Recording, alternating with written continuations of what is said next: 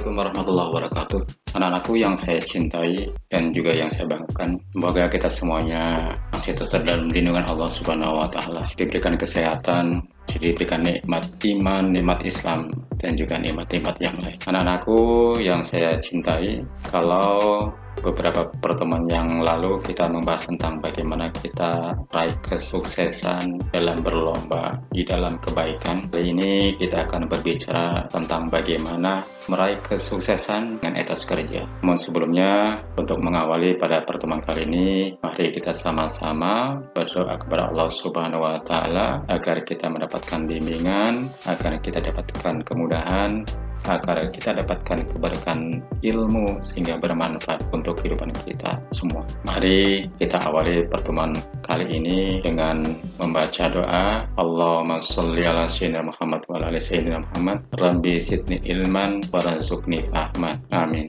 Bagaimana kita meraih kesuksesan dengan etos kerja? Pembelajaran ini diilhami oleh sebuah ayat suci Al-Quran, yaitu surat At-Taubah ayat 105. Yang menjadi tujuan pembelajaran kali ini adalah setelah mengikuti proses pembelajaran, peserta didik diharapkan dapat menganalisis ayat Al-Quran dan hadis tentang etos kerja, yaitu surat At-Taubah ayat 105. Yang kedua, menghafal dengan fasih dan lancar Al-Quran serta hadis tentang etos kerja. Yang ketiga, menyajikan konten dan paparan tentang etos kerja. Dan yang keempat adalah bagaimana kita membiasakan sikap kompetitif dalam etos kerja. Mari kita simak Quran surat At-Taubah ayat 105 berikut ini. أعوذ بالله من الشيطان الرجيم بسم الله الرحمن الرحيم وقل اعملوا فسيرى الله عملكم ورسوله والمؤمنون وستردون إلى عالم الغيب والشهادة فينبئكم بما كنتم تعملون. Arti Quran Surat At-Taubah ayat 105. Dan katakanlah, bekerjalah kamu, maka Allah akan melihat pekerjaanmu. Begitu juga Rasulnya dan orang-orang mukmin. Dan kamu akan dikembalikan kepada Allah yang maha mengetahui, yang gaib dan yang nyata. Lalu diberitakannya kepada kamu apa yang telah kamu kerjakan. Dalam surat Al-Misbah, ayat ini mendorong manusia untuk lebih mawas diri dan mengawasi amal atau pekerjaan mereka. Paling tidak, ada beberapa pesan yang disampaikan melalui surat At-Taubah ini. Yang pertama, Allah memerintahkan untuk beramal soleh hingga manfaatnya bisa dirasakan oleh diri sendiri maupun masyarakat luas. Amal tersebut harus dilakukan dengan ikhlas karena mengharap ridho dari Allah Subhanahu wa Ta'ala. Yang kedua, setiap amal akan dilihat oleh Allah Subhanahu wa Ta'ala. Rasulullah SAW demikian juga dengan orang-orang mukmin di akhirat kelak. Lalu akan dibalas sesuai dengan amal tersebut. Jika amalnya baik, maka mendapatkan pahala. Sebaliknya, jika amalnya buruk, maka akan dibalas dengan siksa. Karenanya, seorang muslim haruslah memperbanyak amal soleh ketika hidup di dunia. Yang ketiga, janganlah merasa amalnya sudah cukup banyak untuk bekal hidup di akhirat. Sifat ini akan menghambat munculnya keinginan untuk beramal soleh lagi. Tumbuhkan inisiatif untuk melakukan amal soleh sehingga orang lain ikut tergerak untuk melakukannya. Yang keempat, setiap manusia akan kembali ke kampung akhirat dan menerima balasan amal perbuatannya. Seorang mukmin hendaknya demikian juga terdapat di dalam surat yang lain, yaitu surat Al-Jumu'ah ayat 10, di mana Allah berfirman, A'udzubillahi minasyaitonirrajim, Bismillahirrahmanirrahim. Fa idza qudiyatis sholatu fantashiru fil ardi wabtaghu min fadlillahi wadhkurullaha katsiran la'allakum tuflihun. Yang artinya, apabila salat telah dilaksanakan, maka bertebaranlah kamu di muka bumi ini, carilah karunia Allah dan ingatlah Allah banyak-banyak agar kamu beruntung. Ayat ini menegaskan bahwasanya apabila manusia mau bekerja keras, maka akan dapat memenuhi kebutuhan pokok, terutama sandang, pangan, dan tempat tinggal. Islam sangat menghargai seseorang yang bekerja keras untuk memperoleh penghidupan yang layak dan mengkonsumsi makanan dari hasil usahanya sendiri. Hal ini sebagaimana diterangkan di dalam sebuah hadis Nabi berikut ini. Rasulullah SAW bersabda dalam sebuah hadis berikut, An Abi Abdillah Zubair al-Ibn al-Awwam radhiyallahu anhu qala Rasulullah sallallahu alaihi wasallam la ayakhudha ahadukum ahbulahu thumma ya'tiyal jabala fayatya bi khusmatin min halab ala dhahri fayabi'aha fayakuffallahu biha wajahu khairul lahu min ayyasa'ala nasa a'lahu aw mana'u, yang artinya begitu pentingnya yang namanya bekerja, sehingga Allah pun memberikan contoh kepada setiap rasul yang diutusnya. Ternyata mereka juga bukan hanya sekedar dakwah, bukan hanya mengajak umatnya untuk menjadi bagian daripada kehidupannya dalam agamanya, namun juga ternyata para nabi dan rasul pun ternyata mereka berusaha. Dalam sebuah hadis ini diceritakan bahwasanya Nabi Daud ternyata juga usaha. Demikian juga tentunya dengan nabi-nabi yang lain. Bahkan nabi kita Rasulullah SAW pun ternyata dia adalah seorang bisnismen. Dia seorang usahawan yang awalnya dia bekerja sama dengan Siti Khadijah.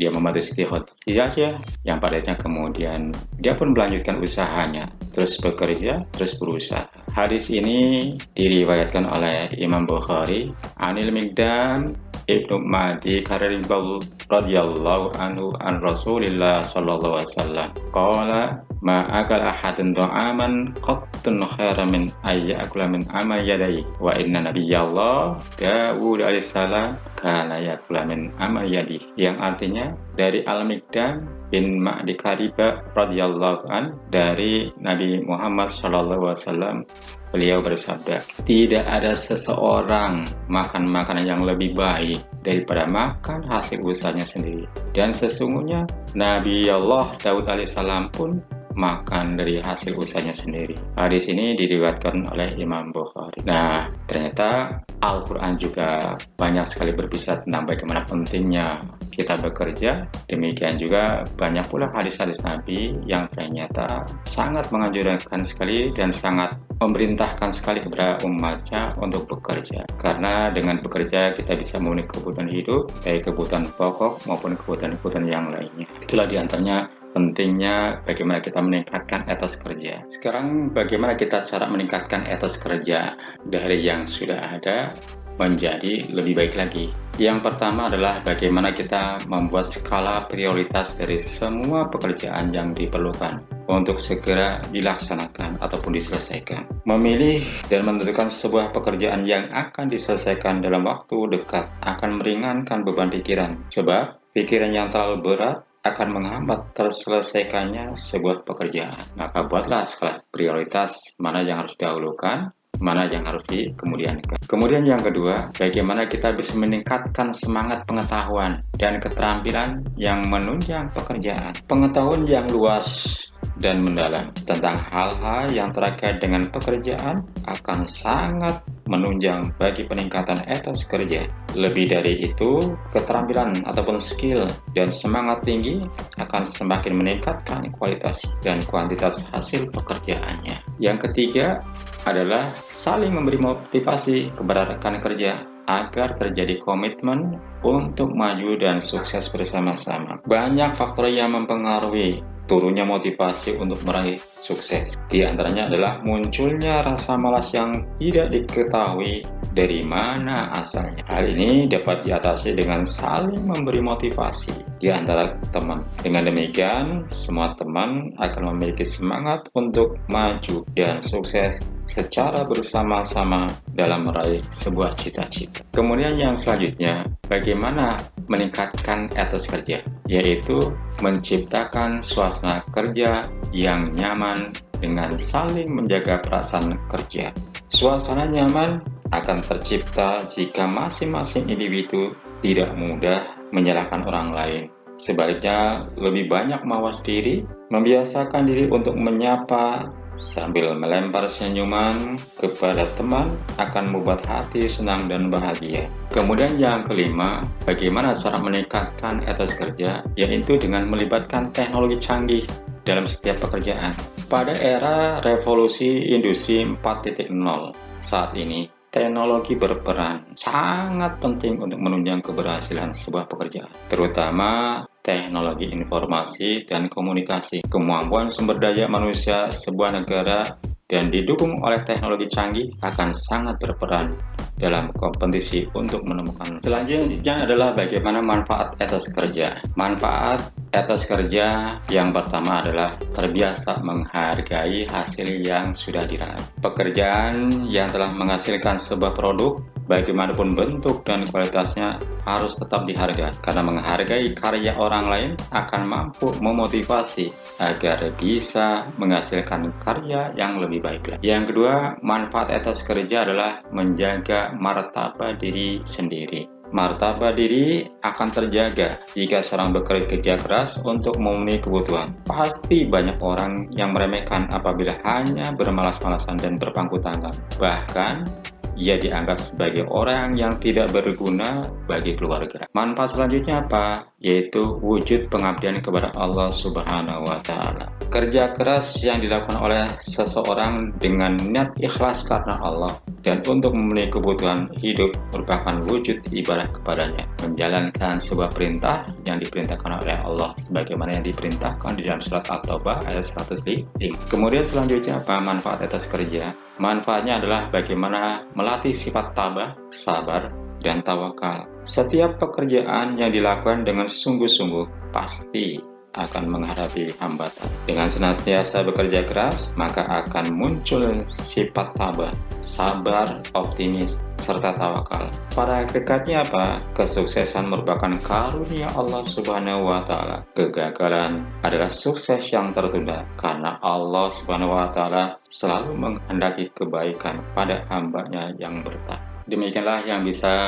Bapak sampaikan pada kesempatan kali ini. Mari sebagai penutup pada pertemuan kali ini kita sama-sama baca doa kafaratul majlis. Kita baca dengan Subhanallah wa bihamdika asyhadu an la ilaha illa anta astaghfiruka wa atubu ilaik. See you soon. Assalamualaikum warahmatullahi wabarakatuh.